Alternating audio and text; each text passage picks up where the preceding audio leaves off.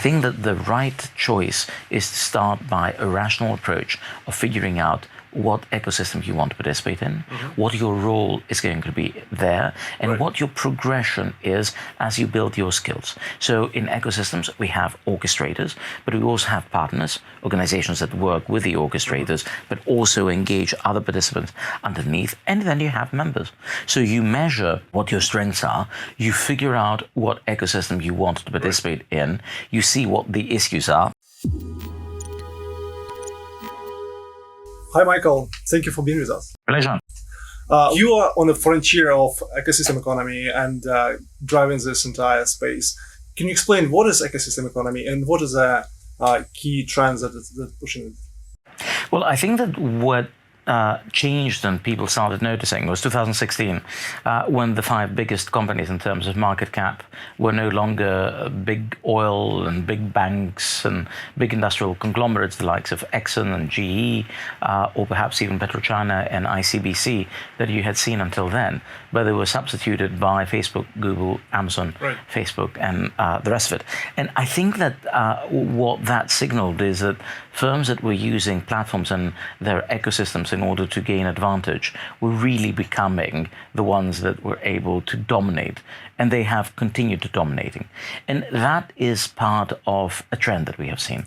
And this trend is to start coordinating and organizing through groups of companies that rely on orchestrators, and that's sort of the new thing, important part in the internet economy. These firms that set out the parameters within which you can operate, in which you need to adhere to in order to be part of a group, and also change in the way that we buy stuff. That is mediated by technology, usually on the basis of your mobile phone or other devices. It's going to start being wearables in a short while. We are interacting with the world and with products and services in a much more flexible way than we used to do in the past.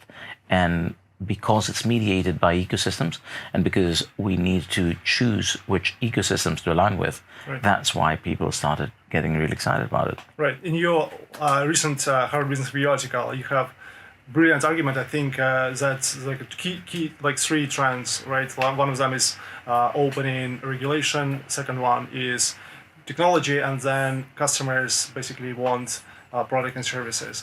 Do you think ecosystem economy is basically like realigning of the entire economy through the customer lens, or? I think that it does offer much more customer choice. I mean, in a way, we had built our economy, if you take a step back, in structures that were essentially excluding firms. You needed to have particular licenses, and you needed to have a particular structure in order to get some products and services.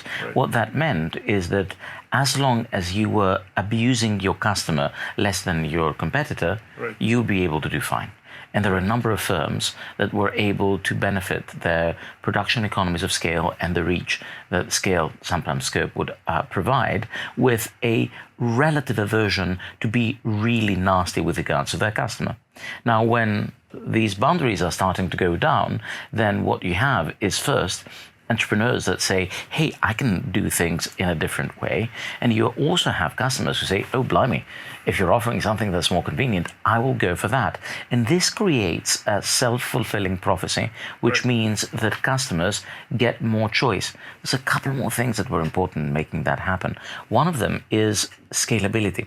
Because you see, what's changing with today's economy is that the ease with which you can scale up is very different, which means that there is much more variety, and there are new ideas that can catch on through the use of ecosystems, can broaden their scope or broaden their reach, and as a result we have a much more fluid competitive terrain. That in general tends to be good for the customer.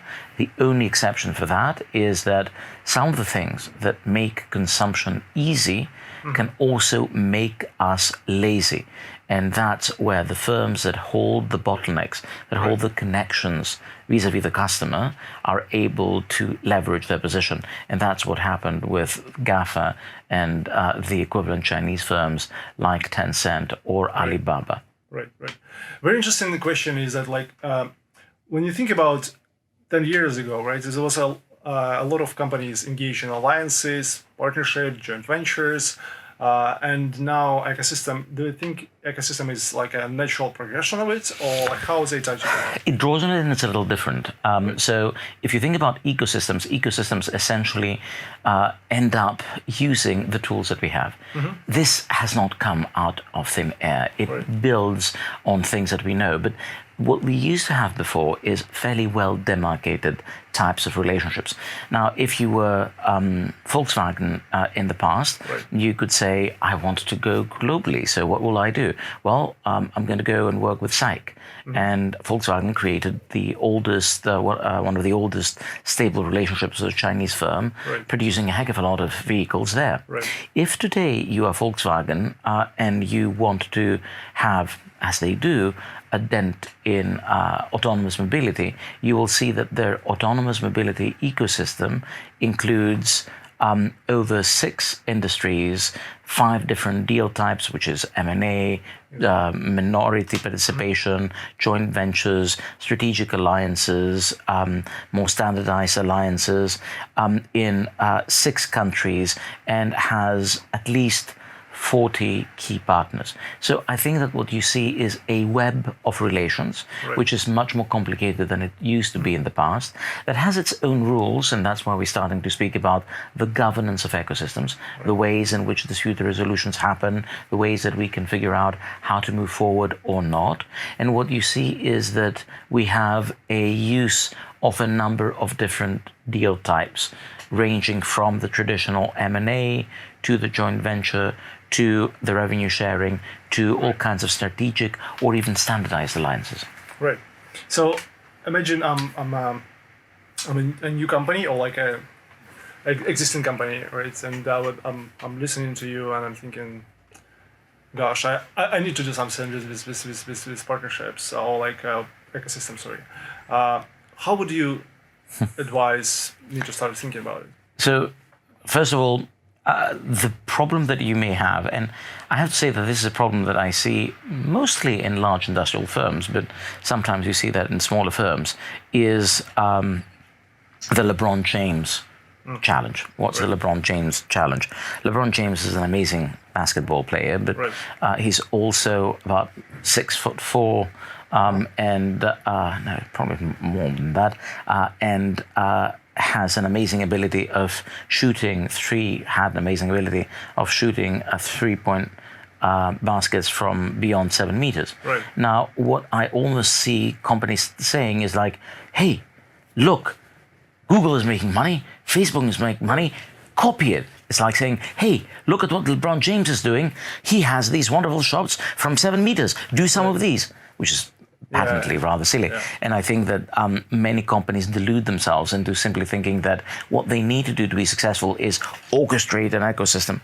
No, you do that when you have something to offer, which is so compelling, and the ability to manage it, which is so great that others will come within you. I think that the right choice is to start by a rational approach of figuring out what ecosystem you want to participate in, what your role is going to be there, and what your progression is as you build your skills. So in ecosystems, we have orchestrators, but we also have partners, organizations that work with the orchestrators, but also engage other participants underneath, and then you have members. So you measure what your strengths are, you figure out what ecosystem you want to participate in, you see what the issues are. Is it going to be allowing me to multi-home, i.e. be in multiple different ecosystems? Does that give me some support in terms of IP, or is it asking too much? And how far do you think that I am able to stretch it? And then you start developing a strategy of how you engage in ecosystems. That may also be a strategy that involves a number of different roles. There are some ecosystems where you're going to say, I just participate there because that's where the money is, and I want to make sure that I'm part of the Android ecosystem, or I am going to be part of the ecosystem that Siemens or Philips has in terms of telemedicine. And you decide how to play, which group to join, but you also try to figure out, in the future, how do I want to grow and cement my role? Where do you want to move and see yourself? So I think that we're now starting to look at templates that allow you to ask these questions. The Right. HBR that you mentioned and more work that's going to be coming is trying to provide a rational view of how to navigate what is becoming a choice that is sometimes bewildering for organizations. Right. I found your argument about mindsets of ecosystem versus ecosystem very, very interesting. Tell us about it. One of the challenges that you see, organizations say, oh, yes, I get it. I need to work with a number of different other firms because it must all work together seamlessly. And it must. And right now, you have the possibilities that you can do crazy stuff. Your fridge can figure out when you're out of milk and can Right. order the milk for you. Right. If you ask someone 10 years ago about what your fridge will do, they would probably look at you thinking that you're on drugs. And we are seeing an increase in the possibilities that are offered by technologies that are allowing us to link many different facets of our lives. And of course, this is offering a set of opportunities. The challenges for firms, usually also for medium-sized firms that have got some position, sometimes the position that they may have is a position that draws on a historical grasp of a particular area, is they say, okay, well, in that case, I need to make sure that everyone is around me, and you're asking them to say, well, draw me your ecosystem. And they put themselves in the middle, and then they put possibly the big tech around them, and they may put the customer somewhere at the end, and the complementers, they're nowhere to be found. But I mean, the whole bloody point is that ecosystems have emerged because the opportunities of offering goods and services are far more complicated, and customers have choice. So for better and for worse, the customer must be at the center. Unfortunately, for most corporates that are used in a world where they have a control, they say, let me create a story, whether the customer believes the story or not, where I am in the middle. Perhaps I bring others that I can collaborate and then say, there, you should be very happy to receive that. I think that the challenge is to start with an exercise of saying, what does the customer want? So when I work in trying to help figure out with organizations, what is my ecosystem strategy? The first question that I ask that is based on the where do we want to be has to do with what is it that the customer sees? Who else is able to fulfill similar goods and services? Who might be able to offer the packages that we aspire to offer, so that we focus on an ecosystem which is customer-centric rather than a center of the world which is focused on ourselves becoming an ecosystem. Right. This is brilliant. Look, let's talk about myth of ecosystem thinking. So one thing that I found interesting is that you not necessarily need to be a digital company. And then another one is that it's not necessarily a supply chain. So ecosystem is not supply chain. And the third one is that ecosystem is not necessarily should be completely open. It could be closed ecosystem. Yeah. So let me start. Perhaps the first few ones, I agree, and I think that they are a little bit more self-evident. Let me go to the open versus closed one, if you wish, because I think that that's where I see perhaps a lot of misunderstanding. I think there was a lot of excitement a few years ago, and the work of Hank Jetzer and others, and sort of open ecosystem is good, and I think it may also feel good. It's like open versus closed. And I think that it was also useful because it allowed for organizations to acknowledge that not every intelligent thing needs to originate from within their own organizations and structures. And they accepted that perhaps we need to engage with others outside. Now, in as much as that's what we mean with open, I'm absolutely fine with it. On the other hand, when it comes to ecosystems, what you will see is that the orchestrators, because usually when we speak about open versus closed, we tend to have this view, the vantage point that starts from the orchestrator that's at the center of it. By the way, that's a bit of an issue. Our world has many more companies that need to decide whom they work with, as opposed to those that are orchestrators. And frankly, Apple and Google are not coming to us for strategy advice. The people that are dealing with it do. And I think that these are the ones that have the problems nowadays. But going back to the open versus closed, if you think about what is happening nowadays in ecosystems, is that even those that sound open have a lot of things that are strategically closed. Why? Well, because what organizations are trying to do is that they're trying to control some important areas, some parts of the sector that will give them the bottlenecks. Right. And then they are strategically opening up to the complementers that are offering things that they think are either not critical, or they can be replenished easily enough, or where the need for variety and the skills that you need are such that you just want to keep them open. Think about, for instance, what happened with with Android. That was sort of a famous case of an operating system. Here's a story.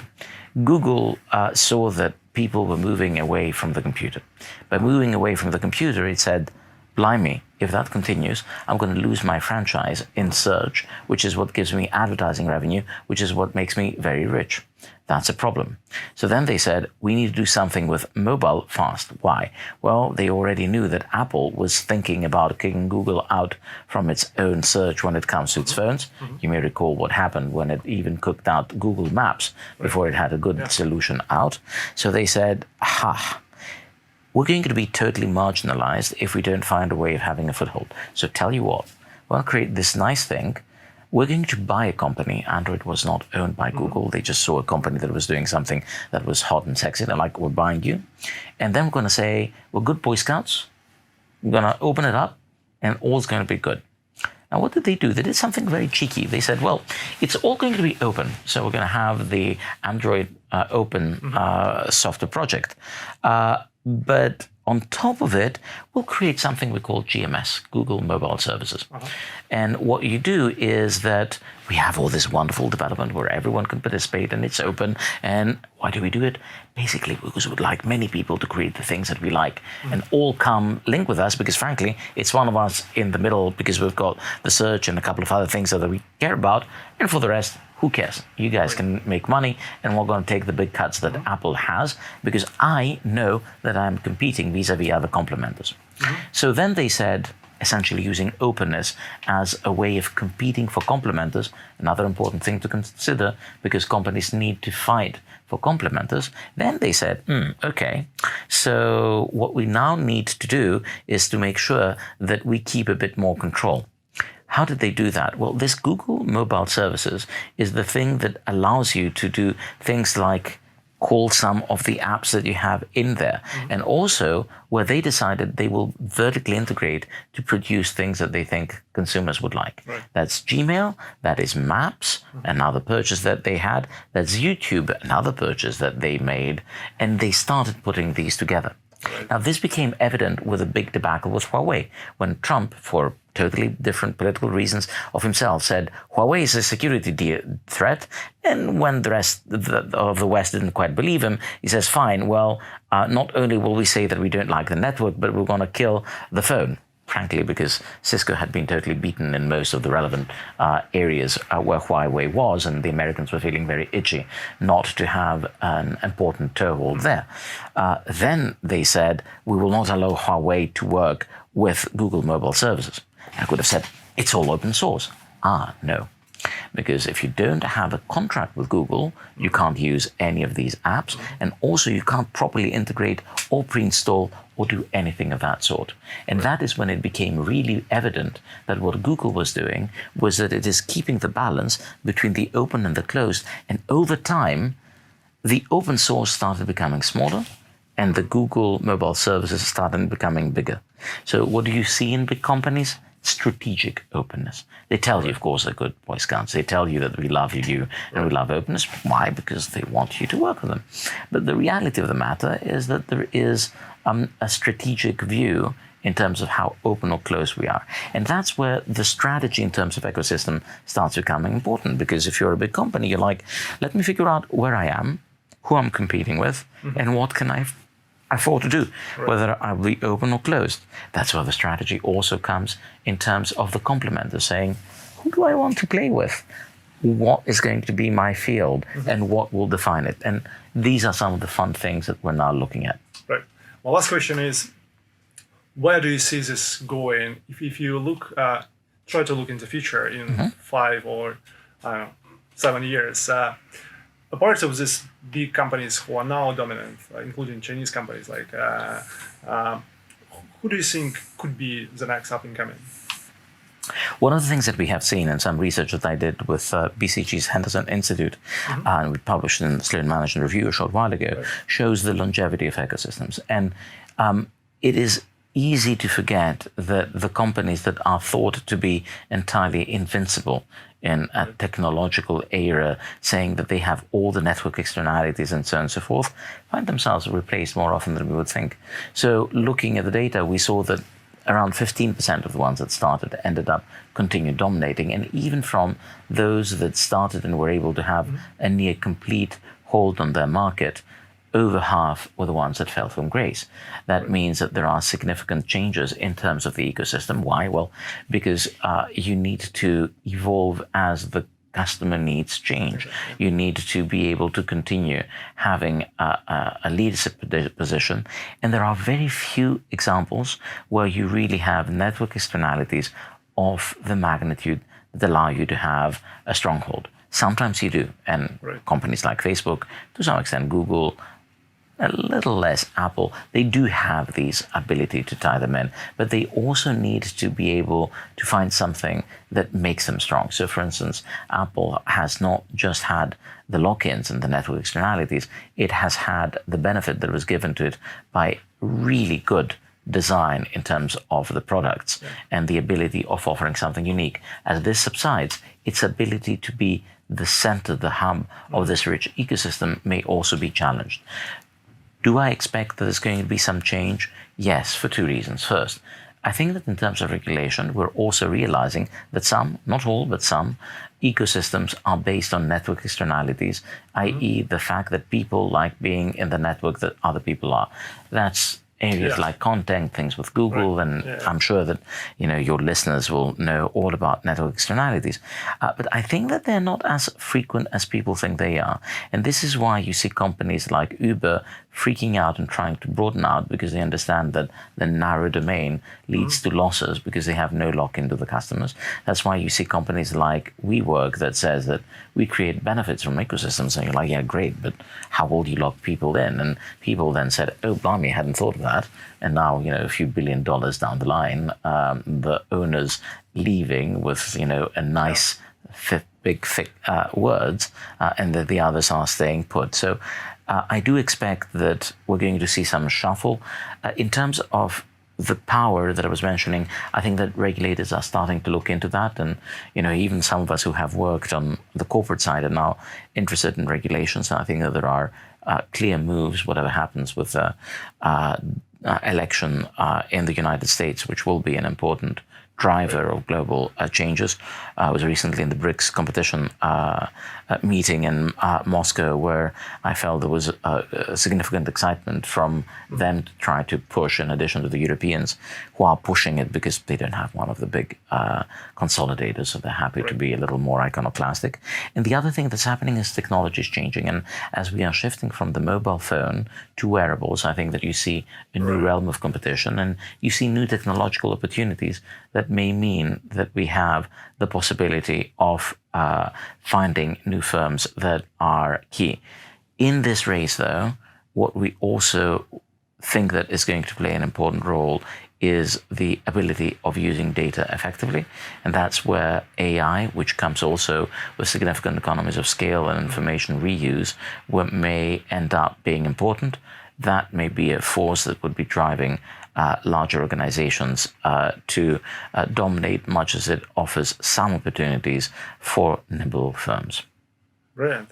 Well, thank you so much for taking time to speak with us. And it's been very insightful. Thank you so much. Welcome. Pleasure.